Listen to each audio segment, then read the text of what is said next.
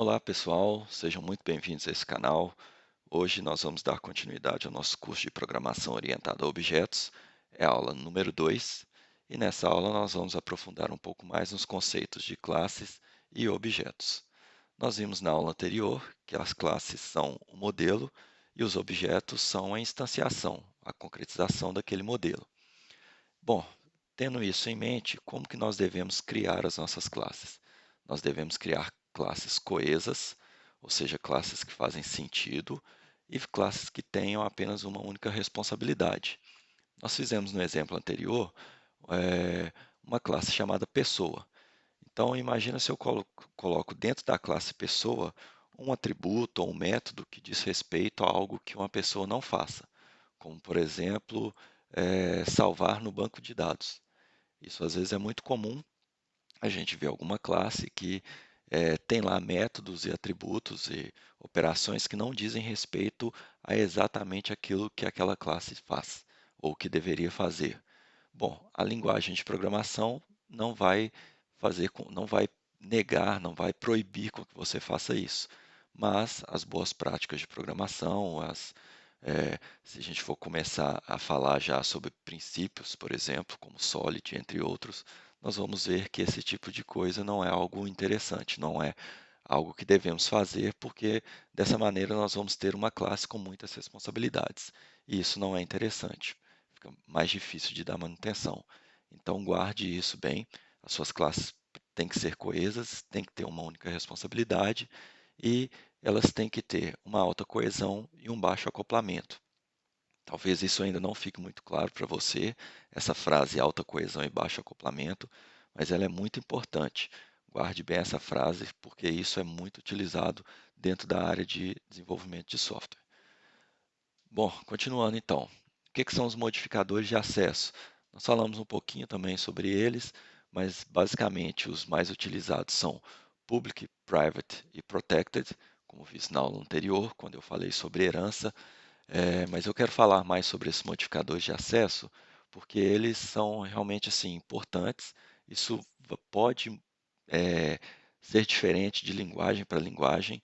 Dentro do C Sharp nós temos mais alguns, mas acredito eu que tendo uma visão geral e sabendo sobre esses três, os demais vai ficar mais fácil de entender.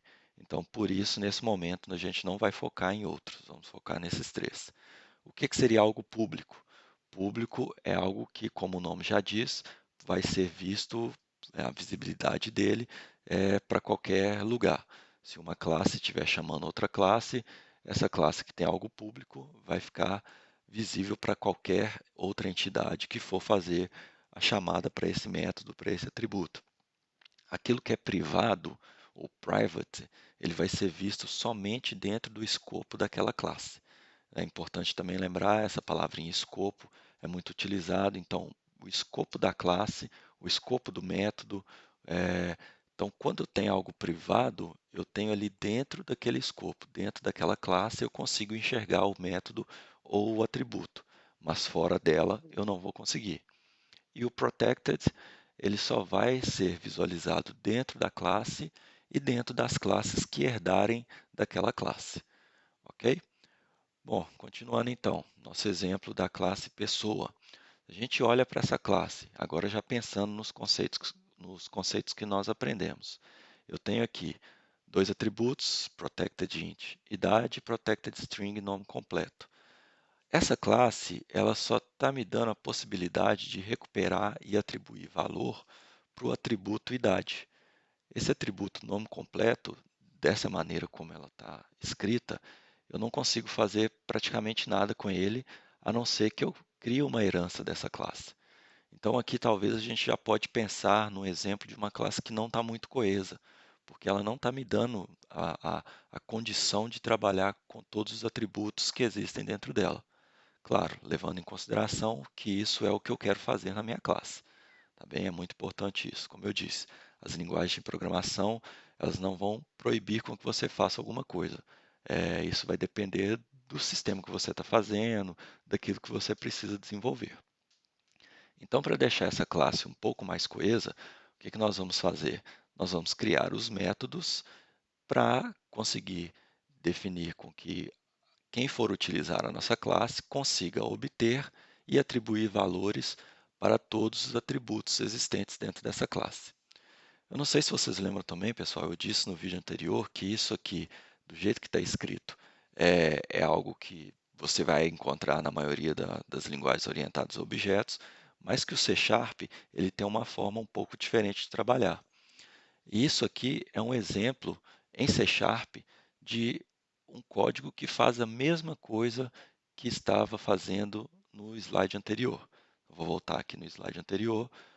Percebam o tanto de código que nós temos aqui para fazer a mesma coisa que eu tenho nessa classe aqui. Então, é só uma observação, o C Sharp ele tem alguns códigos que são atribuídos quando a gente compila.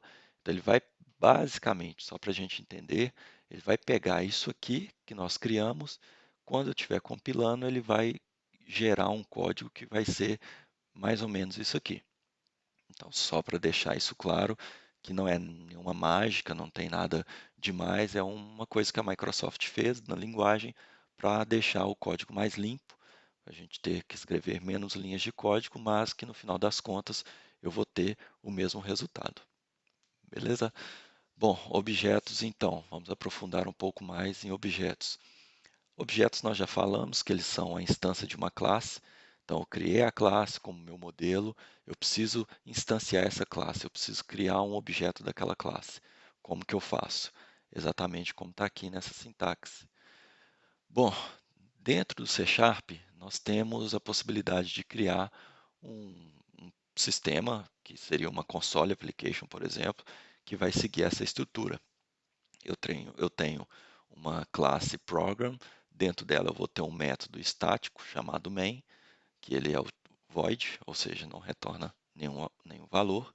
E aí dentro desse método é onde eu coloco o meu código fonte para quando eu apertar o botão de executar, lá no Visual Studio, no VS Code, etc., o que você estiver usando para compilar o seu sistema, ele vai executar a partir desse método main, que é o método de entrada.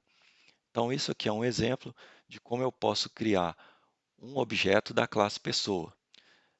É importante frisar aqui que eu estou criando um método chamado, desculpa, um objeto chamado P. O nome do meu objeto, eu coloco o nome que eu quiser. É um nome que como eu achar melhor. No slide anterior eu coloquei pessoa e nesse agora eu coloquei P. Eu poderia ter deixado que pessoa. A única coisa que eu não poderia fazer é criar um objeto que tenha um nome de uma classe, por exemplo, pessoa com P maiúsculo. Isso eu não posso fazer. E também não posso criar um objeto que tenha algum nome de uma palavra reservada da linguagem, enfim, tem algumas restrições para isso. E aí, esse aqui é um exemplo bem simples também de uma atribuição do, do valor 20 para o atributo pessoa, para o atributo idade da classe pessoa. Beleza? Como que eu poderia fazer isso da mesma forma, só que usando aquela outra sintaxe que eu mostrei para vocês? Isso aqui é o mesmo código, o resultado seria o mesmo, mas eu mudaria um pouco a forma de escrever. Ok? Bom, fica aqui então mais uma vez o meu obrigado. Se você está gostando dessa série de vídeos, peço que você se inscreva no canal, dê um like e faça algum comentário para saber o que é interessante para você, como que eu posso tentar melhorar e para a gente continuar aprendendo e disseminando conhecimento. Lembrando que programar não é algo difícil. Eu comecei a programar sem nunca ter visto nada. Quando eu entrei na faculdade, eu nunca tinha visto nada de programação e já trabalho com isso há vários anos. Quero tentar te ajudar para que, se isso for algo que você tem vontade, tem o sonho, você consiga alcançar. Tá bom? Muito obrigado mais uma vez. Espero que vocês fiquem bem.